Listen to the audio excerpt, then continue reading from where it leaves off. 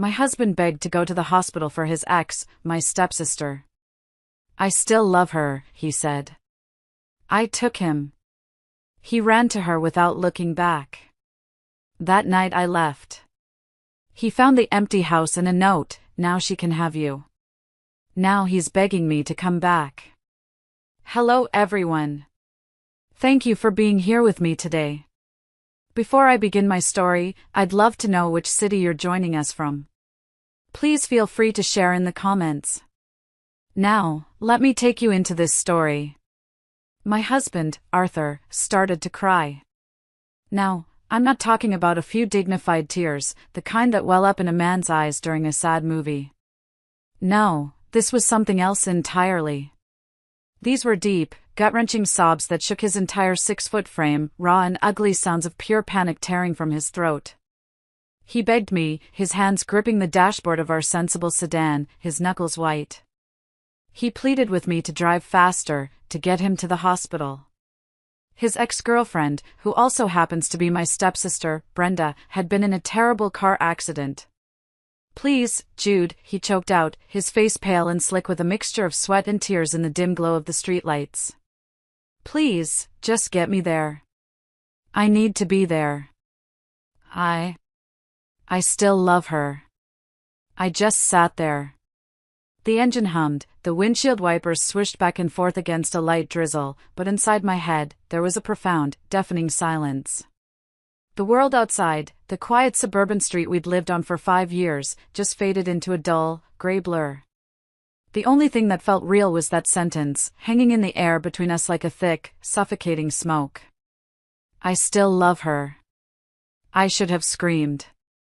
I should have pulled the car over and thrown him out onto the wet asphalt. I should have unleashed the hurricane of rage and betrayal that was suddenly brewing in my chest. But I didn't. I did nothing. I stayed silent.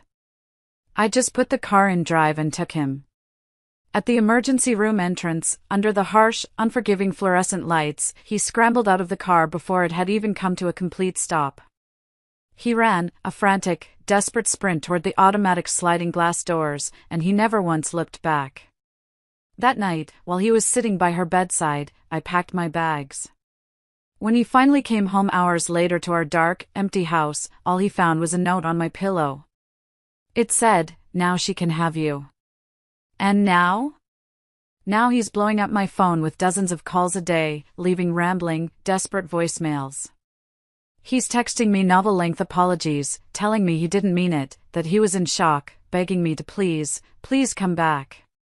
But to understand the end, you have to understand the beginning. You need to understand how perfect it all seemed, how safe I felt, before you can truly appreciate the spectacular, devastating way it all came crashing down. My name is Judith, but everyone who loves me calls me Jude. I met Arthur a little over 5 years ago. I was 49, he was 51. I was at a 4th of July barbecue at a mutual friend's house, feeling a little out of place. I'd been divorced for the better part of a decade and was perfectly content with my life. My career was stable, I had a great circle of friends, and I had my routines. I wasn't looking for love, in fact, I was actively avoiding it. But there he was, standing by the grill, a spatula in one hand and a beer in the other, arguing playfully with our host about the optimal number of times to flip a burger. He had this laugh, a warm, genuine sound that seemed to crinkle the corners of his kind blue eyes, and it made you want to laugh right along with him. He must have noticed me standing alone, because he ambled over with 2 plates piled high with food. "You look like you could use a burger that's been flipped a controversial 7 times, he said with a grin. He then proceeded to tell me a terrible, rambling joke about his world-famous potato salad. It wasn't the joke that got me, it was the way his eyes danced while he told it. It was the way he listened when I talked, really listened, with an intensity that made me feel like I was the only person in that crowded backyard. We talked for hours that night, long after the fireworks had faded and most of the other guests had gone home. We sat on the cool grass and talked about everything, our failed first marriages, our favorite old movies, our shared belief that cilantro tastes like soap. It was easy. It was comfortable. It felt less like a first meeting and more like picking up a conversation with an old friend. By the time I left, he had my number, and I had this dangerous little flutter of hope in my chest, a feeling I hadn't allowed myself to feel in a very long time. Our relationship moved quickly after that, but it never felt rushed. It felt inevitable. We had this incredible chemistry that went beyond just physical attraction. We finished each other's sentences. We shared the same quirky, sometimes dark, sense of humor. Within 6 months, we had moved in together, blending my collection of antique books with his modern furniture, a process that should have been stressful but instead felt like a joyful, collaborative project. We were building a life. Early on, he told me about Brenda. We were big believers in transparency, in putting all the cards on the table. He told me they had been college sweethearts, one of those epic, all-consuming, 7-year relationships that everyone, including them, thought would end in marriage. So what happened? I asked one evening, curled up on the sofa next to him. He sighed, staring off at a fixed point on the wall. Honestly? We were just kids. We wanted different things. I wanted to settle down, maybe start a family. She wanted to build her career, see the world. It just ran its course, he said with a final-sounding shrug. We grew up and grew apart. It was sad, but it was for the best. It was over 20 years ago, Jude. He didn't talk about her much after that, which I took as a healthy sign. There were no old photos tucked away in shoeboxes, no nostalgic stories that made me feel like I was being compared to a ghost. When her name did come up in conversation with old mutual friends, he spoke of her neutrally, the way you'd talk about an old coworker you wished well but had no real emotional ties to. I never once worried that she was the one that got away. I was confident in what we had. I was his present, his future. She was just a closed chapter in a book from long ago. And then, about a year into our relationship, life threw us the kind of curveball you only see in bad soap operas. My father, a widower for nearly a decade, announced that he was getting remarried. He was giddy with happiness, and I was thrilled for him. His bride-to-be was a lovely woman named Carol, a kind-hearted widow he'd met on a seniors' cruise. And Carol had a daughter. A successful lawyer, recently divorced herself. Her daughter's name, of course, was Brenda. Yes, that Brenda. The world can be an incredibly small, and sometimes profoundly cruel, place. The shock was palpable. Arthur and I just stared at each other for a full minute when my dad told us. Later that night, we sat down at our kitchen table and had a long, serious talk about it. He took both of my hands in his expression earnest. Jude, listen to me, he said, his voice firm. This is ancient history. That chapter of my life closed over 2 decades ago. You are the woman I love. You are my future. This doesn't change anything between us. It's just a bizarre, awkward coincidence. We're adults. We can handle this. And I believed him. Why wouldn't I? So we handled it. We put on our best faces and decided to make it work. At the wedding, a lovely affair at a local vineyard, Arthur was the picture of polite cordiality. He shook Brenda's hand, asked about her law firm, and kept a respectful distance. Brenda, for her part, was friendly and warm to me. She told me how happy she was for our parents and complimented my dress. We all acted like mature, well-adjusted adults. We were family now, after all, and we were going to make the best of this strange new reality. 2 years into our relationship, Arthur proposed to me on a trip to the coast, writing "Marry me, Jude," in the sand. We got married in a simple, beautiful ceremony in our own backyard, surrounded by a small group of our closest friends and family. My dad and Carol were there, beaming. Brenda was there, too, smiling and applauding along with everyone else. Our lives settled into a beautiful, comfortable rhythm. We had a good marriage, a solid partnership built on what I thought was unshakable trust and mutual respect. I honestly felt like the luckiest woman in the world. Looking back now, I can see I wasn't lucky. I was just profoundly, tragically blind. The first crack in our perfect picture was so small I almost missed it. It appeared about a year ago, at my dad and Carol's 5th anniversary dinner. It was a small gathering at a fancy Italian restaurant downtown, just the 4 of us and Brenda. The evening started out pleasantly enough. The wine was flowing, and we were all laughing and sharing stories about my dad's terrible attempts at gardening. But as the night wore on, I started to notice little things, like tiny hairline fractures in a porcelain vase. It was the way Arthur's eyes would find Brenda across the table. It wasn't a stare, nothing so obvious. It was a quick, almost imperceptible flick of his gaze, a constant monitoring of her presence. Then there was his laughter. It was just a little too loud, a little too enthusiastic, whenever Brenda told a story. He seemed hyper-aware of her, hanging on her every word. "Brenda, you have to tell Arthur and Jude about your big win in court last month," Carol said, her voice swelling with motherly pride. She completely wiped the floor with the opposition's high-priced lawyers. "She's going to be made partner at the firm next year for sure." "Oh, Mom, it's really not that big of a deal," Brenda said, waving a hand dismissively, but she was flushed with pleasure, a small, self-satisfied smile playing on her lips. "Not a big of a deal? It's amazing!" Arthur boomed, his voice unnaturally loud in the quiet restaurant. "I always knew you'd do incredible things, Bren. You were always the smartest person in any room you walked into." The compliment, and the old nickname, Bren, felt like a small slap in the face. It was too personal, too familiar. It was a comment rooted in a shared history that I was not a part of. I took a slow sip of my wine, the rich red liquid suddenly tasting sour. I glanced at my dad, but he was just smiling, oblivious, happy to see his stepdaughter and son-in-law getting along. I told myself I was being ridiculous, that I was letting my insecurities get the better of me. They had known each other for years. It was natural. It didn't mean anything. But the feeling lingered, a cold little knot of unease in the pit of my stomach. Later that night, as we were getting ready for bed, the feeling returned, stronger this time. I was already in bed, scrolling through a news app on my tablet.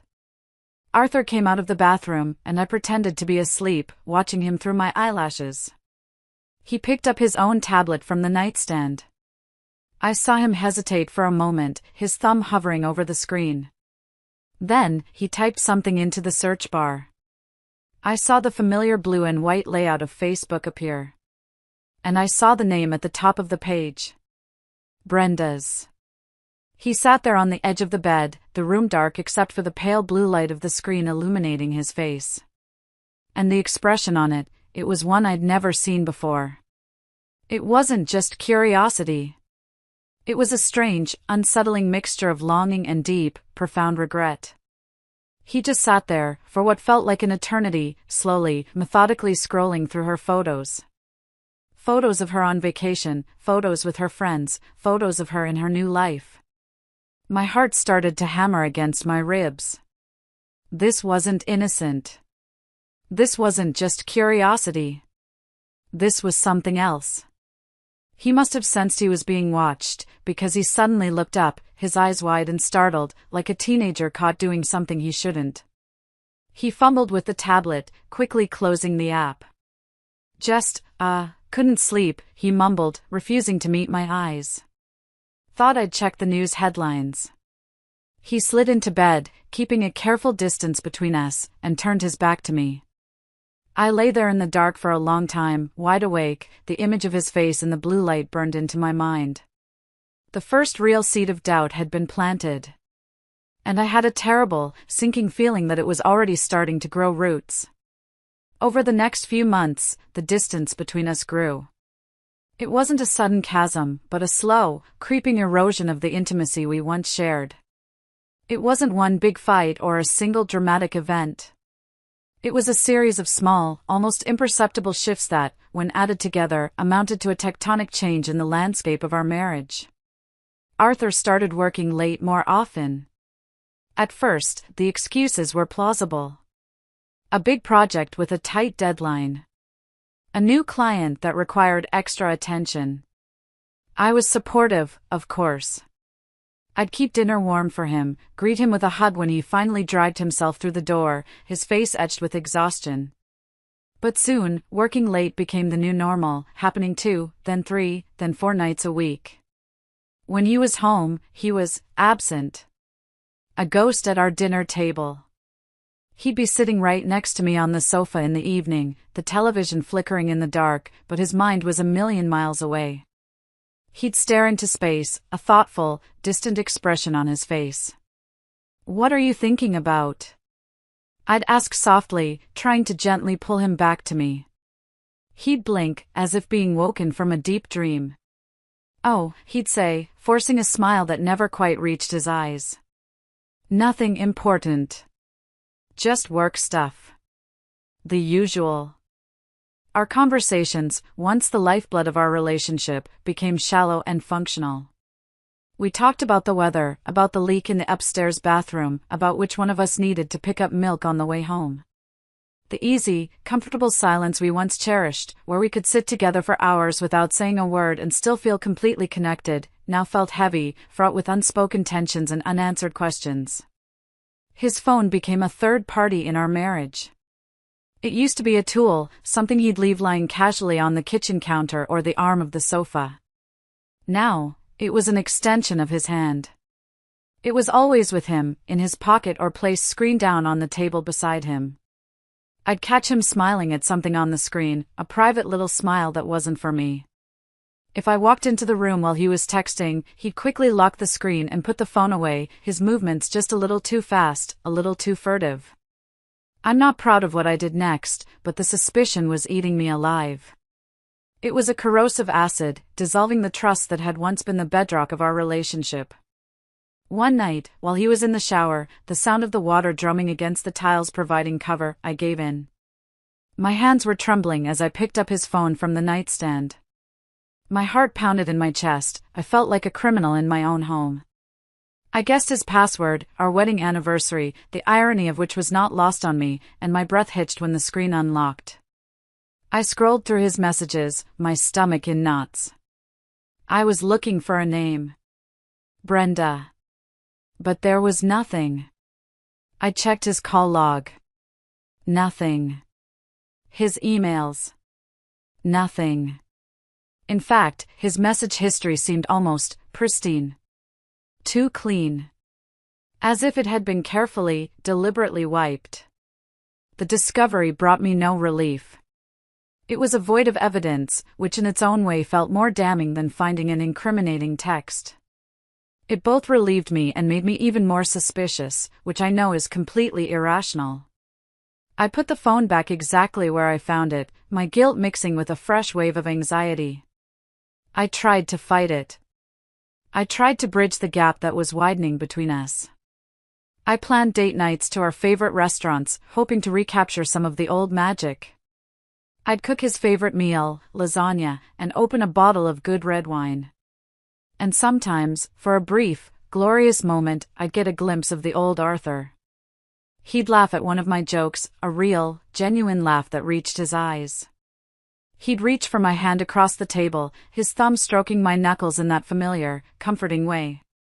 He'd pull me close on the sofa while we watched a movie. In those moments, I would allow myself to hope. I'd tell myself that this was just a phase, a rough patch that all married couples go through. But those moments never lasted. Like a sunbeam disappearing behind a cloud, he'd inevitably retreat back into the quiet, distant world inside his own head, leaving me feeling more alone, more lost, than ever before. The loneliness was the worst part. There is no loneliness more profound than lying in the dark next to the person you love, separated by an invisible, impenetrable wall of silence. I would lie awake for hours, listening to the sound of his steady breathing, and wonder, who is this man next to me? The man I had married, the man I thought I knew better than my own heart, was slowly but surely becoming a stranger. The moment I knew, truly knew, that I wasn't just being an insecure, paranoid wife came on a Tuesday. It was our anniversary. Not our wedding anniversary, a date we always celebrated with a fancy dinner out, but the anniversary of our very first date. It was a small, silly thing, but it was important to me. I'd always made a small fuss about it, usually by cooking a special dinner at home. This year, I'd planned to recreate the first meal I'd ever cooked for him, chicken piccata, with a side of roasted asparagus. I'd bought a beautiful bottle of Sauvignon Blanc to go with it. I was hoping a quiet, romantic evening at home might help us reconnect. Arthur called me at 4:30 that afternoon, just as I was starting to prep the ingredients. "Hey, honey," he said, his voice sounding oddly rushed and formal. "Listen, I'm so sorry to do this, but something's just come up at work. We just landed that big Sterling construction account, and my boss, Mr. Henderson, wants the whole team to stay late to hammer out the initial proposal. There's no getting out of it." "Oh," I said, my voice small. I looked at the fresh parsley and lemons sitting on my cutting board. "Okay. No problem. We can celebrate this weekend instead." "You're the best." "Really," he said, the relief in his voice palpable. "I'll make it up to you, I promise. It's going to be a really late one. Don't wait up." And then he hung up. I stood in the kitchen for a long time, just staring at the ingredients. A familiar, weary wave of disappointment washed over me. I carefully wrapped the chicken and put it back in the fridge, my movements slow and heavy. I decided to just order a pizza for myself and find an old movie to watch. Another night alone. Around 7 o'clock, my phone rang. I smiled when I saw the caller ID. It was my best friend, Diane. "Hey, you," she said, her voice bright and cheerful. "I'm not interrupting anniversary dinner, am I?" "Nope," I said, trying to keep my voice light.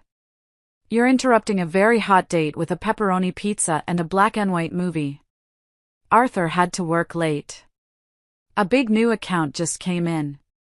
There was a pause on the other end of the line. A beat of silence that lasted just a little too long. "Work late?" "That's weird," Diane said, her voice suddenly cautious. "What do you mean, weird?"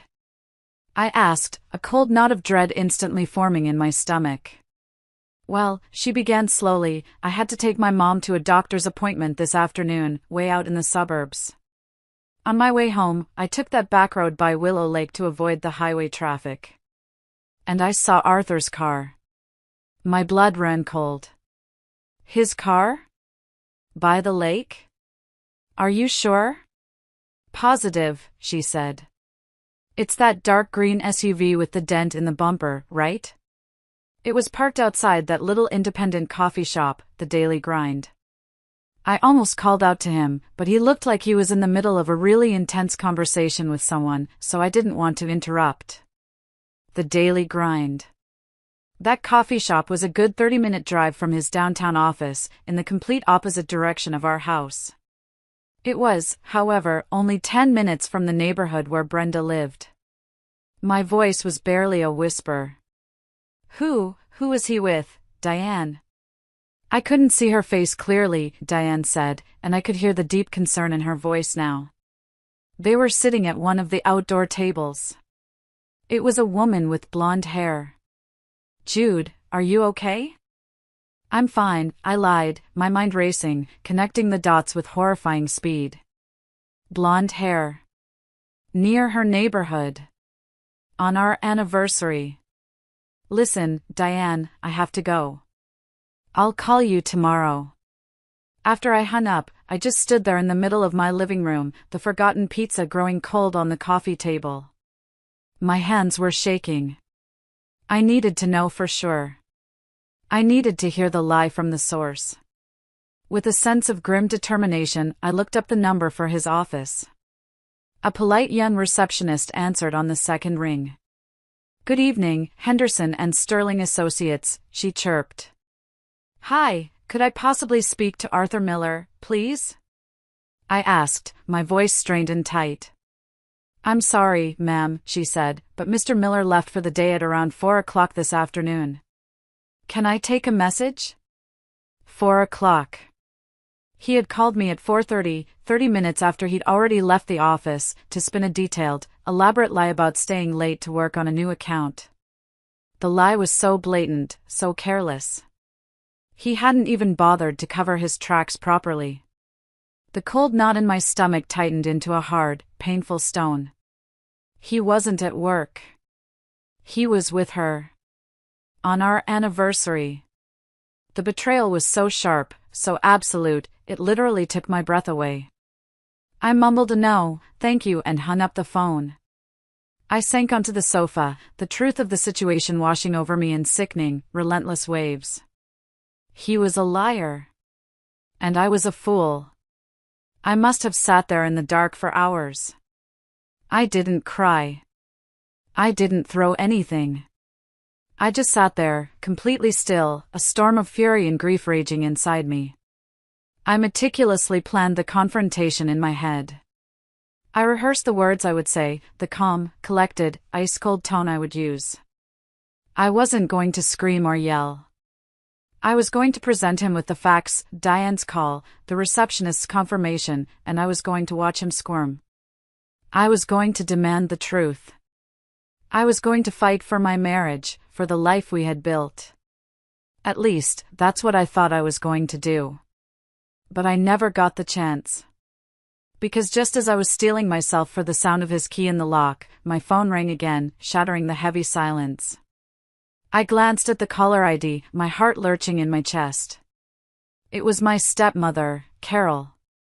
Her name was flashing on the screen, urgent and insistent. A sudden, chilling premonition washed over me, a cold dread that had nothing to do with my own marital problems. Something was terribly wrong. I swiped to answer, my hand trembling. Carol? Judith. Her voice was a frantic, high-pitched sob, stretched thin with panic. Oh, God, Judith, it's Brenda. What is it? What's happened? I asked, my own problems instantly forgotten as I shot to my feet. There's been an accident, she wailed, her words tumbling over each other in a rush of hysteria. A car accident. She was driving home from a coffee shop, and a truck ran a red light. It hit her side of the car.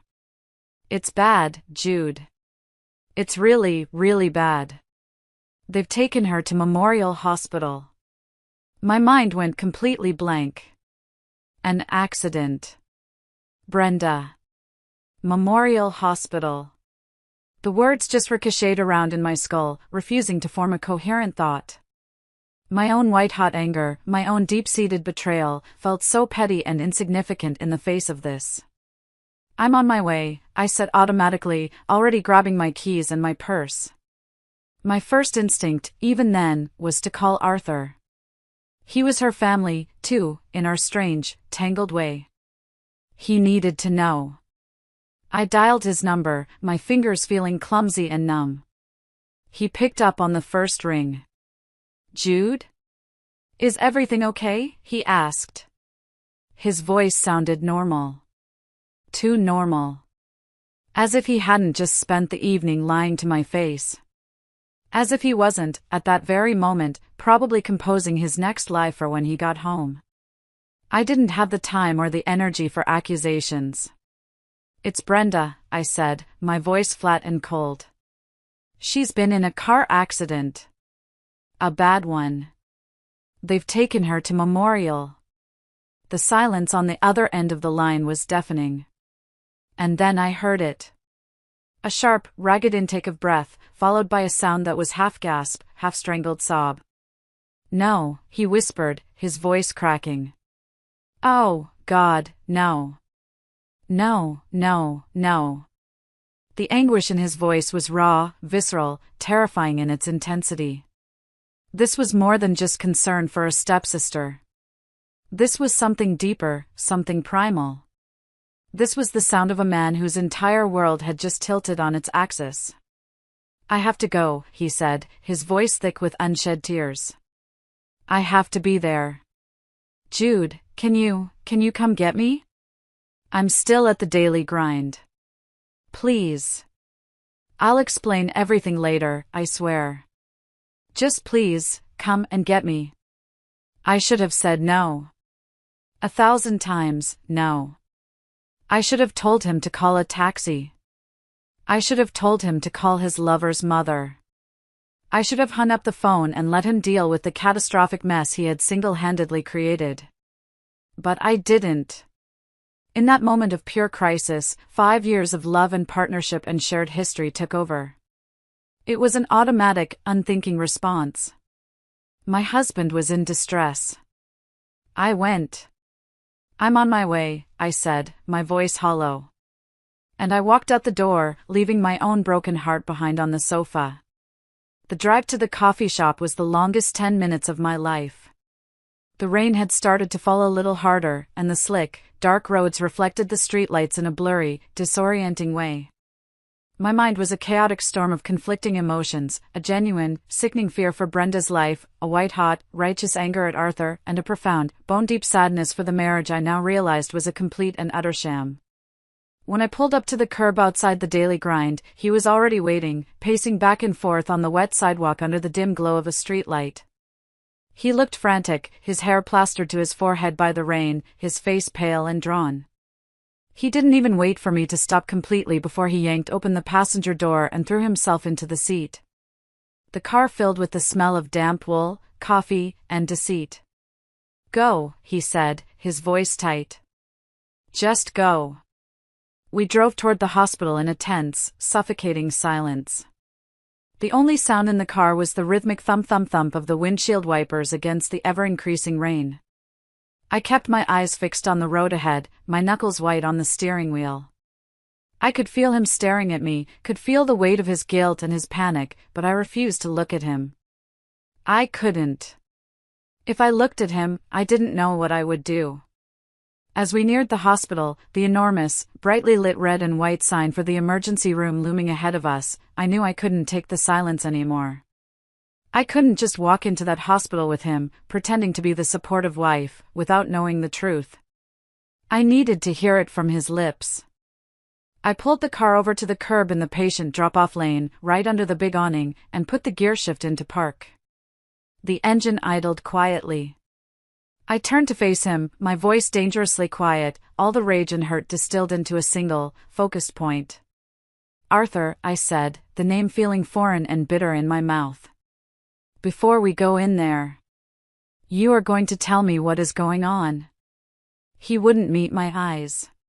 He just stared out the windshield at the bustling entrance of the ER, his hands twisting together in his lap. "Not now, Jude. Please. This isn't the time." "Yes, now," I insisted, my voice gaining a hard, unyielding edge. "This is the perfect time. I deserve to know why you lied to me. I deserve to know why you were with her tonight, of all nights. And I deserve to know why you are falling apart like this." I took a shaky breath, the next words tearing at my throat as I said them. "This is more than just concern for a stepsister, isn't it? This is more than just catching up. He finally turned to look at me, and his eyes were full of a desperate, pleading anguish I had never seen before. They were red-rimmed and swimming with tears. He looked completely and utterly broken. And then he said the words. The 4 simple words that would echo in my head for months to come. The 4 words that acted as a final, fatal blow to the heart of my marriage. "Please, Jude," he choked out, the words tumbling out in a messy rush of tears and panic, all pretense gone. "I need to be there. I still love her." The world stopped. It was like a switch had been flipped inside my brain, and all the noise, all the emotion, all the chaotic thoughts just went silent. There was nothing left but those 4 words, hanging in the sterile, rain-washed air of the car.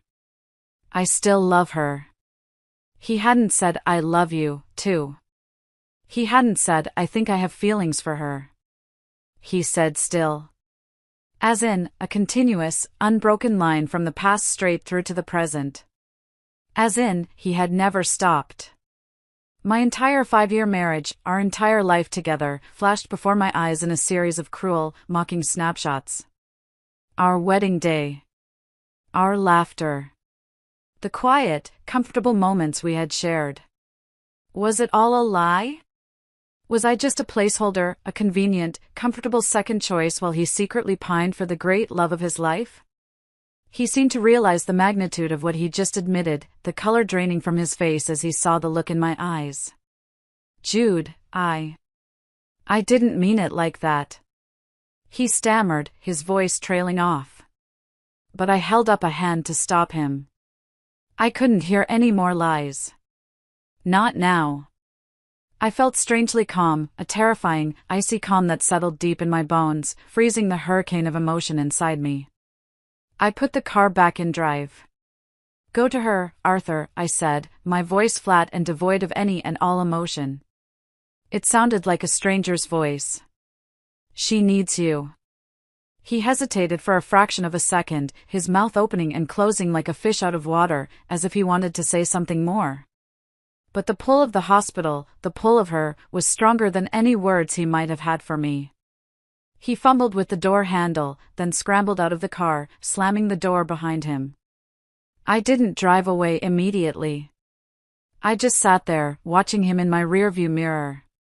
He ran. He didn't walk, he didn't jog. He sprinted toward those automatic sliding glass doors as if his own life depended on reaching her side. He never once looked back. I sat in that drop-off lane for a long time after he disappeared inside, just staring at the reflection of the sterile, unforgiving hospital lights on my rain-streaked windshield. The rain was coming down harder now, blurring the world outside. But I wasn't crying. I felt empty. Hollowed out. In that moment, watching him run away from me and toward her, I knew, with a chilling and absolute certainty, that my marriage was over. He had made his choice, clear as day. Now, it was time for me to make mine. I don't remember much about the drive home from the hospital. The familiar 10-mile route is a complete blur in my memory, a montage of blurry red taillights and slick, wet roads. My body was on autopilot, my hands gripping the steering wheel, my foot pressing the pedals, but my mind was a million miles away. It was stuck in a torturous loop, replaying that one devastating sentence over and over and over again. I still love her. It was a poison, seeping into every happy memory I had of us, tainting everything. Our wedding day, our laughter, the quiet, contented moments we shared, was any of it real? Had he been thinking of her the whole time? When I finally walked back into our house, the silence was what hit me first. It was a deafening, cavernous silence. It was no longer the comfortable silence of a shared life, but the empty, echoing silence of a home that had just been irrevocably broken. The pizza I had ordered for my lonely anniversary dinner was still sitting on the coffee table, cold and congealed in its box. I looked at it, and a bitter, humorless laugh escaped my lips. Just a few hours ago, my biggest problem was that my husband had lied about a business meeting. Now, that seemed like a quaint, trivial issue from another lifetime. I walked through the house like a ghost in my own life, my hand trailing along the walls. I looked at the things we had chosen together. A beautiful landscape painting above the fireplace. The big, comfortable armchair that was his designated spot. The handmade quilt on our bed that we had bought at a small-town craft fair on a weekend getaway. These objects, once so familiar and imbued with the warmth of our shared life, now felt like artifacts in a museum dedicated to a stranger's failed marriage. The betrayal wasn't just about Arthur. It was about my family. My own father, in his quest for late-life happiness, had inadvertently brought this wrecking ball into my life. He had married her mother, binding our families together in a way that now felt like a cruel, cosmic joke. I felt a surge of hot, directionless anger, at Arthur for his deceit, at Brenda for her part in it, at my dad and Carol for their obliviousness, and at myself for being so willfully blind. And in that moment of pure, unadulterated rage, a switch flipped inside me.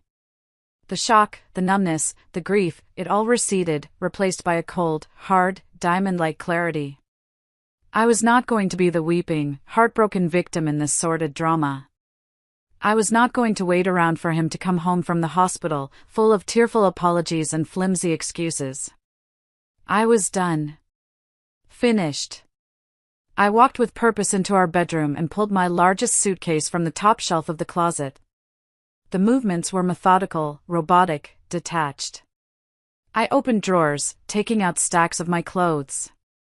I folded each item neatly, clinically, as if I were packing for a business trip and not dismantling my entire life. T-shirts, sweaters, jeans. I went into the bathroom and swept my toiletries, my face cream, my toothbrush, my shampoo, into a canvas bag. I was taking my life back, one small, practical, mundane item at a time. I didn't take everything. I couldn't bear to. I left behind the furniture we had chosen together, the art we had hung on the walls, the dozens of books that lined our shelves, filled with our shared notes in the margins. They were part of a life that no longer existed. I packed only what was fundamentally mine, what was essential. As I worked, my mind was blessedly quiet. There were no tears, no raging thoughts. There was only a singular, driving purpose, to get out. Before I zipped the suitcase, I went back into the bedroom. I took a piece of plain white paper and a pen from the drawer of the nightstand. My hand was perfectly steady as I wrote 4 simple, brutal words. Now she can have you. I folded the note once and placed it squarely in the middle of his pillow, right where his lying head would have been. I took one last, sweeping look around the house that had been my home, the place where I had felt so safe and so deeply loved. Now, it just felt like a stage set for a play that had reached its tragic, inevitable conclusion. I picked up my suitcase, which suddenly felt both incredibly heavy and wonderfully light.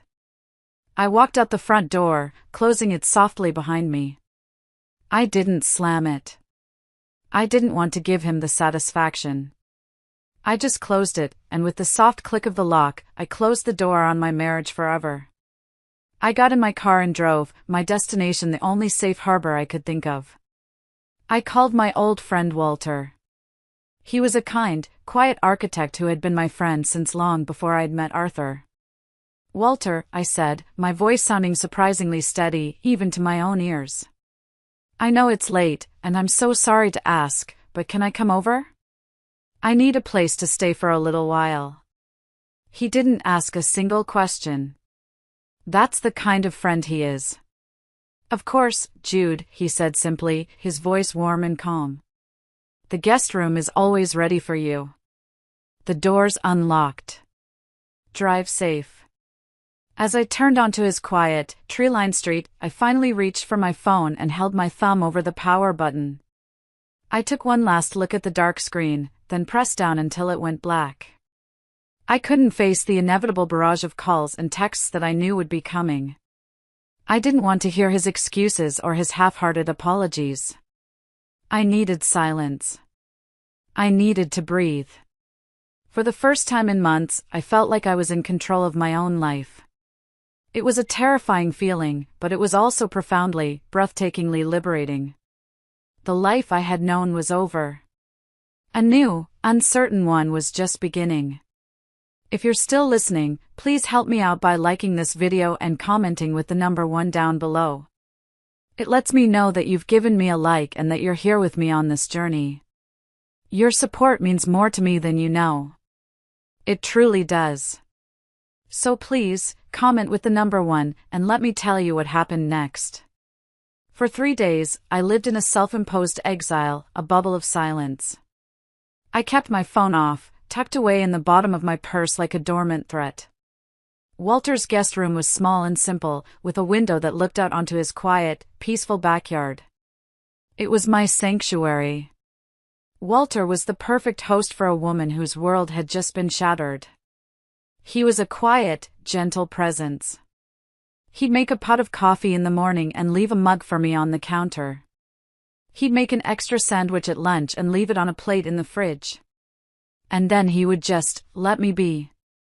He knew I didn't want to talk, didn't want to be peppered with questions or offered well-meaning but useless advice. He gave me the priceless gift of space.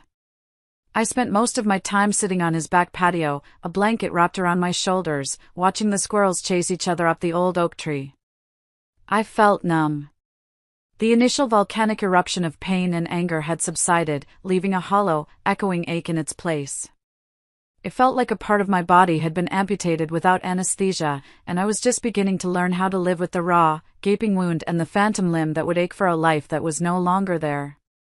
On the fourth morning, I woke up knowing I couldn't hide from the world forever. The numbness was beginning to recede, and the practical realities of my situation were starting to seep in. I needed to face the fallout. With a deep, fortifying breath, I retrieved my phone from my purse, plugged it in, and turned it on. It was like opening a floodgate. The device buzzed and pinged relentlessly for what felt like a full minute, the screen lighting up with a dizzying cascade of notifications. 47 missed calls from Arthur. 93 text messages. A handful of missed calls from my dad and Carol. I started with the texts from Arthur, my heart a dull, heavy stone in my chest. Reading them in chronological order was like watching a man's psyche unravel in real time. The first few, from the night I left, were laced with confusion and a hint of angry entitlement. Where are you? I came home and you're gone. Jude, this isn't funny. Your stuff is gone. Pick up the damn phone. What the hell is this note supposed to mean? Call me. Now. Then, as the hours had passed and I hadn't responded, the tone had shifted to frantic, panicked worry. Okay, I'm getting worried. Please, just text me and tell me you're safe. I'm calling everyone. Your dad is worried sick. He said you're not answering his calls either. Just answer me. Jude, whatever you're thinking, it's not what it looks like. We need to talk. This is all a huge misunderstanding. And finally, in the last day or so, the messages had become desperate, pleading, pathetic. I made a mistake. A terrible, stupid, unforgivable mistake. I know that. I wasn't thinking. I was in shock about Brenda. I was terrified she was going to die. The words just came out. They didn't mean anything. I love you, Jude. You're my wife. You're my life. It's always been you. Please come home. The house is so empty without you. I can't do this without you. I'm nothing without you. I read them all, one after another, and felt nothing. The words were meaningless, hollow echoes in the vast emptiness he had created.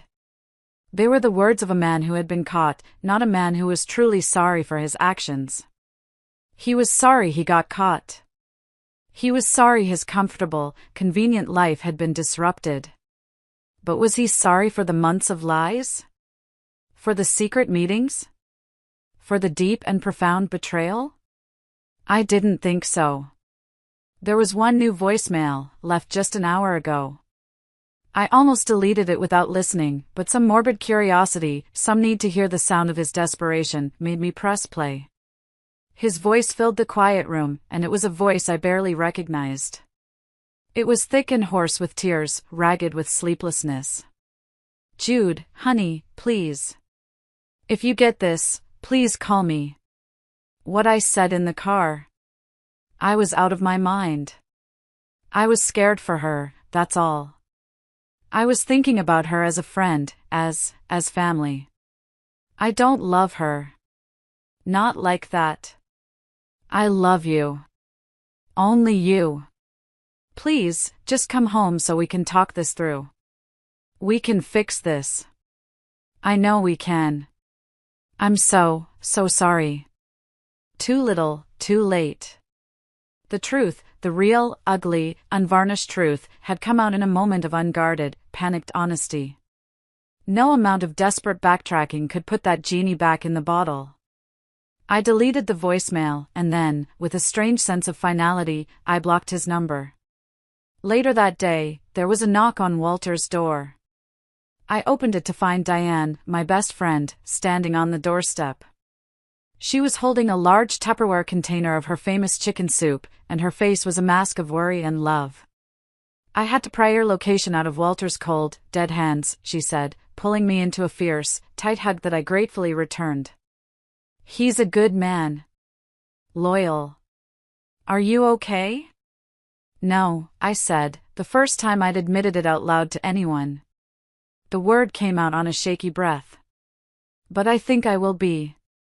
We sat at Walter's small kitchen table for hours, the comforting aroma of the soup filling the air. I told her everything. Every last sordid detail, from the anniversary dinner to the phone call from Carol, to the devastating confession in the car. She listened patiently, her expression growing darker and angrier with every word I spoke. When I finished, she just shook her head, her eyes flashing with a protective fury on my behalf. That absolute fool, she muttered. That selfish, cowardly fool. Then she hesitated, twisting a napkin in her hands. Jude, there's something I have to tell you. And I feel like the worst friend in the world for not saying something sooner. What is it? I asked, my stomach clenching in anticipation of another blow. I didn't just see Arthur at the coffee shop that one time, she confessed, refusing to meet my eyes. I saw him with her a few weeks before that, too. They were at that little park across town, the one with the duck pond. They were sitting on a bench, talking. They looked intense. I told myself it was nothing. I told myself it was innocent, that they were just step-siblings catching up. I didn't want to be the one to plant a seed of doubt, to upset you over what might be nothing. A park. A coffee shop. So this wasn't a one-time thing. It was a pattern. They had been meeting in secret. And there's more, she said, her voice dropping to a near whisper. My sister, you know she works in real estate? Her office is in the same building as Brenda's law firm. She has a colleague, a woman named Sarah, who is friends with Brenda. According to Sarah, Arthur and Brenda reconnected at your dad's anniversary dinner. He sent her a message on social media afterward, just catching up. But it quickly turned into something more.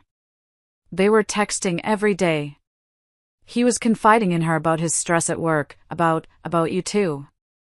He told Brenda he was feeling lost and disconnected in your marriage. I felt a fresh wave of bitter nausea rise in my throat. He was feeling lost? He was feeling disconnected? I was the one who was lost, trying desperately to connect with a husband who was emotionally checking out and building a secret, intimate life with my own stepsister behind my back. The audacity, the sheer, unmitigated gall of it was breathtaking. So it wasn't just a moment of panic, I said, the final, ugly pieces of the puzzle clicking into place. It was a full-blown emotional affair. 4 months. I'm so sorry, Jude, Diane said, her own eyes filling with tears. I feel like I should have told you what I saw at the park. I've been sick about it. No, I said, reaching across the table and squeezing her hand tightly. You're a good friend. You were trying to protect me. But I'm glad I know the whole truth now. Knowing the full extent of his deception didn't make the initial wound hurt any less, but it did something else. It cauterized it. It burned away any lingering shred of doubt I might have had about my decision to leave. This wasn't a simple crack that could be repaired with therapy and apologies. The entire foundation of my marriage had been rotten from the start, eaten away by a secret he had been harboring all along. And it was time to tear the whole damn thing down. The very next morning, I looked up the number for the most ruthless, highly recommended divorce lawyer in the city. And I made an appointment. A week later, I agreed to meet Arthur one last time. Not to reconcile, not to hear more apologies, but to tell him face to face that I had filed for divorce and that any further communication would have to go through our lawyers. We met at a sterile, anonymous chain coffee shop in a strip mall, a place with no memories for either of us. He was already there when I arrived, sitting at a small table in the corner. He looked terrible. In just over a week, he seemed to have aged 10 years. He'd lost weight, his face was gaunt, and there were dark, bruised-looking circles under his eyes. He looked up when I approached, his expression a miserable mix of hope and despair. For a fleeting, treacherous moment, I felt a pang of the old affection, the old instinct to comfort him. But I pushed it away, crushing it under the weight of his betrayal. This was the man who had shattered my world. He deserved no comfort from me. "Jude, thank you for meeting me," he said, his voice raspy as I sat down opposite him. "I'm not here to talk about us, Arthur," I said, my voice firm and even, betraying none of the turmoil I felt inside. I placed my purse on the empty chair beside me, creating a small barrier. "I'm here to tell you that I've spoken with a lawyer. The divorce papers will be served to you by the end of the week." His face crumpled, the flicker of hope in his eyes dying instantly. "No. Jude, please, don't do this," he whispered, his voice cracking. "We can fix this. I know we can. We can go to counseling. I'll do anything. I'll quit my job, we can move, whatever it takes." "Work through what, exactly?" I asked, my voice dangerously calm. "Should we work through the fact that you've been carrying on an emotional affair with my stepsister for months? Should we work through the fact that you lied to my face, repeatedly, without a hint of remorse? Or should we start with the part where you sat in my car and told me, with tears in your eyes, that you still love her?" He flinched with every question, as if I were physically striking him. "It wasn't an affair. Not a real one. Nothing physical happened. We just talked." I let out a short, bitter laugh. "You met in secret. You lied about your whereabouts. You shared intimate details about our marriage, our private life, with another woman. A woman who happens to be my stepsister. If you need a dictionary, Arthur, I can assure you that is the very definition of an emotional affair. The lack of physical intimacy doesn't make it any less of a betrayal. In some ways, it makes it worse." I was confused, he pleaded, leaning forward, his hands outstretched on the table as if to reach for mine. I instinctively pulled my own hands back into my lap. The nostalgia, seeing her again as family, it just got the better of me. It was a mistake, a terrible lapse in judgment. "But it's you I love, Jude. I was a fool, I know that. But don't throw away 5 years of marriage, 5 years of a good life, because of my stupidity." I looked at him, really looked at him, and I felt nothing but a cold, sad finality. The man I loved was gone. Or perhaps, more accurately, the man I thought I loved had never really existed in the first place. "This isn't just about your stupidity, Arthur," I said, my voice softening slightly, not with pity, but with the quiet certainty of closure. "This is about trust. The very foundation of a marriage. And you have systematically, deliberately, and completely destroyed it. The problem isn't that you fell out of love with me. The problem is that in your moment of crisis, when your past came crashing into your present, your first and only thought was of her, not of me, not of us. When you ran into that hospital, you weren't just running to her side. You were running away from our marriage. And that is something I can never, ever forget or forgive." I stood up from the table, my movements calm and deliberate. "Our prenuptial agreement is quite clear regarding our assets," I said, my voice all business now. "My lawyer will be in touch with yours to sort out the final details of selling the house. Goodbye, Arthur." I turned and walked out of that coffee shop without looking back, leaving him sitting there alone amidst the clatter of coffee cups and the ruins of the life he had so carelessly destroyed. I didn't feel triumphant. I didn't feel vindicated. I just felt free. The enormous, crushing weight I had been carrying on my shoulders for months had finally been lifted. The months that followed were a messy, exhausting blur of legal paperwork and the slow, arduous process of rebuilding a life from scratch. The divorce was messy, not because of any financial disputes. Thankfully, my insistence on a prenuptial agreement years ago proved to be one of the wisest decisions of my life, but because Arthur fought it every single step of the way. He refused to sign the papers, forcing us into mediation. He used those sessions not to negotiate the terms of our separation, but to make long, tearful speeches about his regret and his undying love for me, begging me for another chance in front of a stone-faced mediator. It was emotionally draining and profoundly frustrating, but my lawyer, a sharp, no-nonsense woman named Catherine, was a shark. She kept the process moving forward, shielding me from the worst of his theatrics. While the legal battle raged on, I focused on the practicalities. I found a small, two-bedroom apartment on the other side of town, a sunny little place with a balcony just big enough for a chair and a few potted plants. The first few weeks were hard. The silence of the apartment was overwhelming at times. I had to learn how to be alone again. I struggled to assemble a bookcase from IKEA, nearly breaking down in tears of frustration, but when I finally slid the last shelf into place, a fierce, unexpected wave of pride washed over me. I had done it myself. I started painting again, a hobby I had loved in my younger years but had let slide. I filled my new, empty walls with my own colorful, abstract canvases. Slowly, painstakingly, I began to build a new life for myself, a life that was entirely, unapologetically mine. I heard sporadic updates about Brenda through the family grapevine, which I tried my best to ignore. She had made a full and complete recovery, thankfully. According to my stepmother Carol, in a tearful, apologetic phone call, once Brenda was out of the hospital, Arthur had made some sort of grand, romantic gesture. He'd shown up at her apartment with flowers, apparently convinced that with me out of the picture, they could finally pick up where they had left off 2 decades ago. And, in the ultimate, most delicious irony, she had turned him down flat. She told him, and apparently anyone else who would listen, that she had been caught up in a foolish fantasy, a nostalgic dream of what could have been. She said the accident had been a terrifying wake-up call, making her realize she was romanticizing a past that was long gone and best left there. She told him she had no interest in starting a real relationship built on the ashes of my destroyed marriage. So there he was. He had blown up his entire life for a ghost, and the ghost didn't even want him.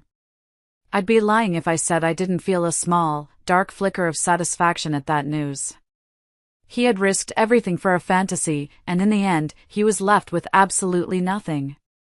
My father and I eventually had a long, difficult conversation. He was heartbroken and deeply ashamed over the whole situation. He apologized profusely for what his new family's past had done to my present. I told him, honestly, that I didn't blame him.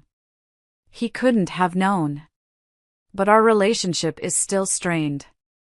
It's hard to look at him sometimes and not be reminded of the chaos his choices inadvertently brought into my life. About 6 months after I first walked out that door, the divorce was finalized.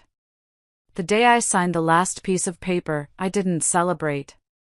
There was no triumphant uncorking of champagne. I just went home to my quiet, sunny apartment, made myself a cup of chamomile tea, and sat out on my little balcony. I watched the sunset paint the sky in brilliant shades of orange and pink, and for the first time in a very long time, I felt a genuine, profound sense of peace. The story doesn't end there, though. The best part of my revenge, if you can call it that, wasn't dramatic or loud. It was quiet. It was the life I built afterward. I reconnected with old friends like Diane, who had been my rock through it all. I started traveling, taking small weekend trips to coastal towns and mountain villages I'd always wanted to see. And, on the advice of my therapist, who said I needed something to love that would love me back unconditionally, I did something just for me. I went to the local animal shelter. That's where I found Walter. Not my friend Walter, but a scruffy little terrier mix with one floppy ear and the most soulful brown eyes I had ever seen. He was huddled in the back of his cage, shaking with fear. I sat with him for an hour, just talking to him softly, until he finally crept forward and licked my hand. I adopted him that day. He's my constant companion now, my furry little shadow who greets me with frantic, happy wiggles and full-body tail wags every single time I walk through the door. He doesn't care about my past or my broken heart. He just loves that I'm the person who gives him belly rubs and throws his favorite squeaky ball. Last week, I ran into an old neighbor from my former life in the grocery store. After some awkward small talk, she told me she'd seen Arthur recently. She said he looks lost. He sold our old house because he said he couldn't stand the memories. He's living in a soulless, generic bachelor apartment downtown, and he mostly keeps to himself. He got what he thought he wanted, a life without me, and it turns out to be a very lonely, very empty place. I felt a brief, fleeting moment of pity for him, but it passed as quickly as it came. We all make our choices, and we all have to live with the consequences. He chose his romanticized past over our real, tangible future. I chose myself. And I can tell you, without a single shadow of a doubt, that I made the better choice. My life isn't perfect. I still have days where a sad memory will catch me off guard. But my life is mine.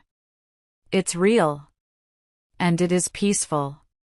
And after the storm I've been through, I've learned that peace is the most precious, most valuable thing in the entire world. Thank you so much for listening to my story. If you've ever been through something similar, or if any part of this resonated with you, please feel free to share your thoughts in the comments below. It truly helps to know that we're not alone in these struggles. And if you'd like to hear more, don't forget to like this video and subscribe to my channel. It means the world to me.